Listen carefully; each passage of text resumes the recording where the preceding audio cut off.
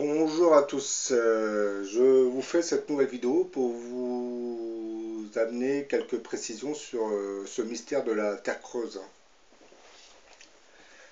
Quelques peuples viendront habiter jadis la Terre creuse, bien avant les débuts de notre préhistoire. Ils avaient aussi amélioré le réseau de souterrains qui existait et l'ont encore plus étendu. Il y a de cela plus de 500 000 ans, deux sociétés extraterrestres assez évoluées provenant d'un autre univers se seraient installées dans cette terre creuse. Ces populations auraient apporté de grandes améliorations au réseau de galeries qui existait déjà. Et à ce jour, ces habitants s'y trouveraient encore, mais dans un état assez développé, technologiquement parlant. Pour la construction des tunnels, ils auraient utilisé une technologie qui nous est inconnue et qui est très très en avant sur la nôtre, mais qui va rendre le travail assez simple, puisque c'est la technologie qui travaille pour fabriquer ces fameux tunnels.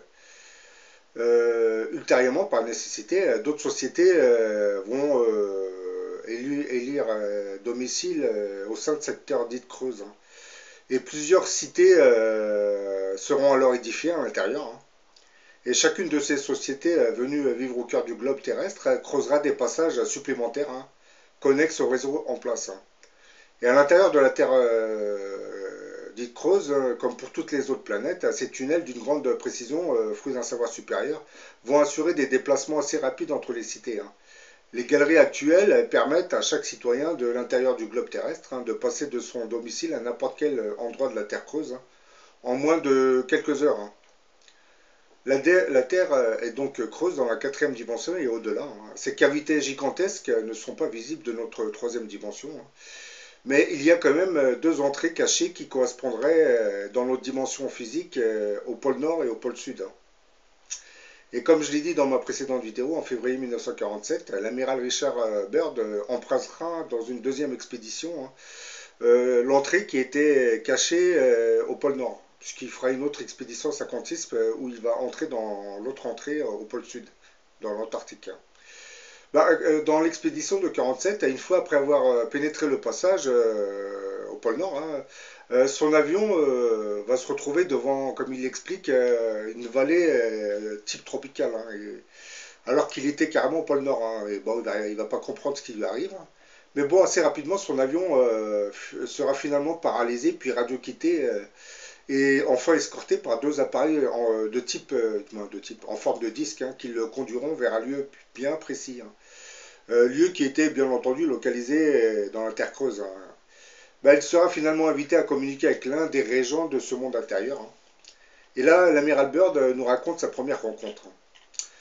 Je vois un homme avec des traits fins et avec les années gravées sur son visage. Il est assis à une longue table. Il me fait signe de m'asseoir sur une chaise. Après que je fus assis, il joint les mains ensemble et sourit. Il parle doucement encore et me déclare ce qui suit. Je vous souhaite la bienvenue sur notre domaine, amiral. Et après un certain silence, il parla à nouveau doucement et dit nous vous avons laissé entrer parce que vous avez un caractère noble et que vous êtes bien connu du monde de la surface. Le monde de la surface, dis-je le souffle coupé, et il me répondit oui, avec un sourire, vous êtes dans le domaine d'Ariani. C'est-à-dire vous êtes dans le monde intérieur de la planète. Ben, en 1945, nous avons essayé d'entrer en contact avec vos dirigeants, mais nos efforts sont restés vains. Nos appareils avaient dû subir plusieurs attaques, hein, et nous avons préféré nous abstenir de reprendre contact avec le monde de la surface. Aussi, je vous dis maintenant qu'il y a une grande tempête qui sommeille dans votre monde, hein. Une fureur noire qui s'éteindra pas avant plusieurs années, hein. Il n'y aura aucune réponse politique grâce à vos armes, hein. Il n'y aura aucune sécurité par votre science bien jeune, hein.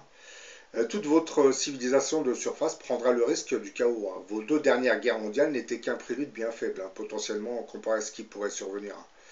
Ce n'est pas vous,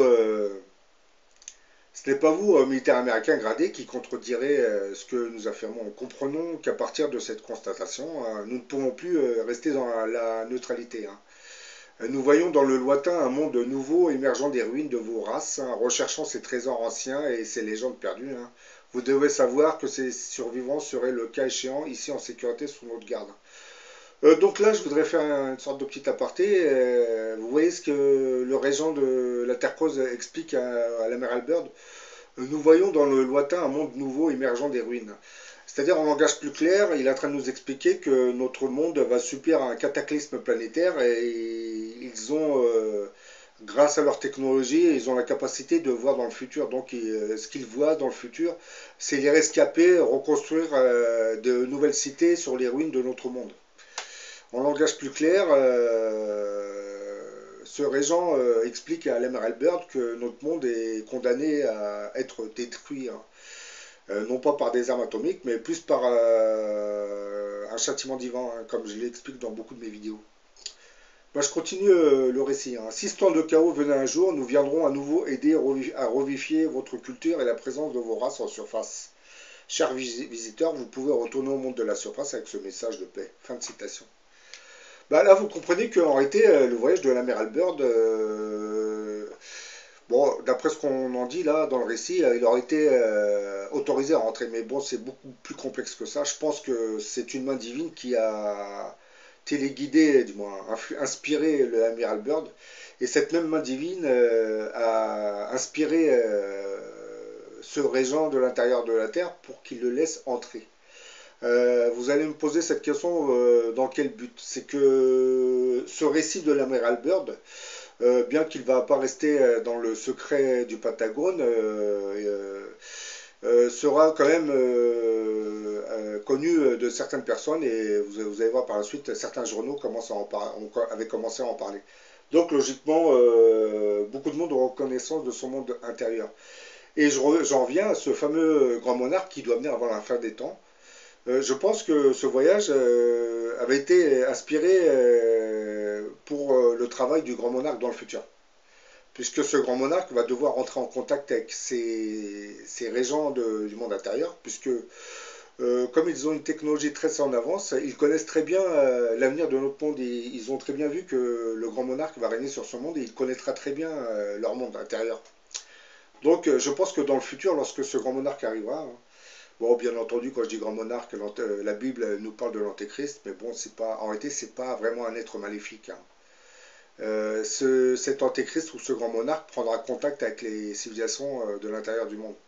Puisque le cataclysme va toucher toute la planète, hein, et voilà, il voudra informer tout ce qui vit sur cette terre.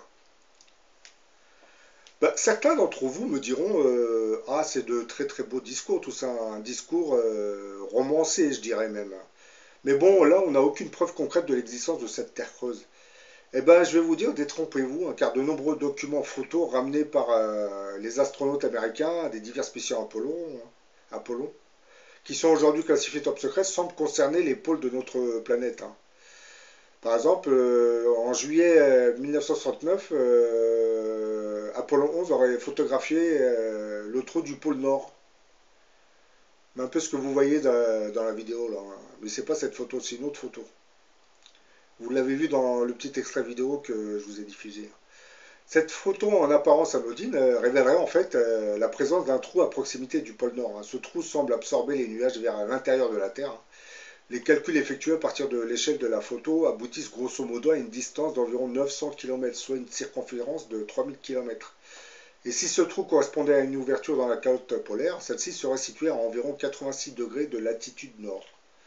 Or, on sait que des rapports d'explorateurs, dont les conclusions sont restées secrètes, hein, surtout celles de l'amiral Byrd notamment, hein, mentionnaient un trou d'un diamètre de 700 km pour une circonférence de 2250 km et une ouverture dans la calotte polaire à partir de 86,8 degrés de latitude nord.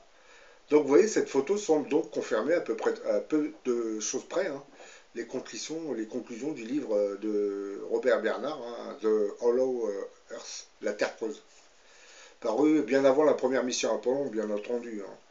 Par ailleurs, en regardant ce trou de plus près, on constate une dénivellation dans la hauteur des nuages, hein, visible sur son pourtour, hein. Le dénivelé correspondrait environ à la moitié du diamètre du trou, soit une épaisseur d'environ 400 km. Or, on sait que les plus hautes couches de nuages de l'atmosphère dépassent rarement une altitude de 50 000 pieds, c'est-à-dire 15 km. Cela signifie que les nuages photographiés à l'intérieur du pourtour du trou sont à environ 385 km en dessous du niveau du sol. Je parle des nuages qui sont là, vous voyez, ils sont carrément à l'intérieur du trou, hein. Autre preuve qui validerait l'existence d'un monde souterrain, hein, c'est l'émission de tous ces signaux radio qui semblaient provenir du centre de la Terre, hein. Le journal canadien Weekly World News avait publié le 14 février 1995, oui ça date, hein, un article qui prouvait à nouveau la théorie de cette Terre creuse. Moi, je vous lis le résumé de l'article, hein. Cap Canaveral en Floride, hein, la NASA reçoit des signaux radio qui viennent de l'intérieur de la Terre. Des experts pensent que ces signaux sont émis par une forme de vie intelligente et très développée. Un haut responsable de la NASA qui ne peut pas dire son nom, hein, affirme qu'il existerait sous terre des êtres qui chercheraient à entrer en communication avec nous. Il dispose selon lui d'une technologie qui est capable d'envoyer des signaux à travers l'écorce terrestre, hein. Des scientifiques auraient perçu les premiers signaux le 30 octobre 1994. Ça date, hein, oui je sais. Grâce à des antennes très sensibles, hein. Depuis ce jour, les émissions se seraient renouvelées à intervalles réguliers, hein, déclare le responsable de la NASA. Les signaux radio sont composés d'un code mathématique très complexe, hein, qui laisse à penser que nous sommes en présence d'êtres vivants dont l'intelligence est sans doute supérieure à la nôtre, hein. Et il précise que les scientifiques n'ont pas eu trop de mal à déchiffrer les messages, hein, mais il a refusé à plusieurs reprises de révéler ce qu'ils contenaient, hein. Il a dit, je ne dirais pas que les messages sont de nature hostile, hein, mais leur contenu pourrait provoquer des controverses, hein, voire des inquiétudes, hein.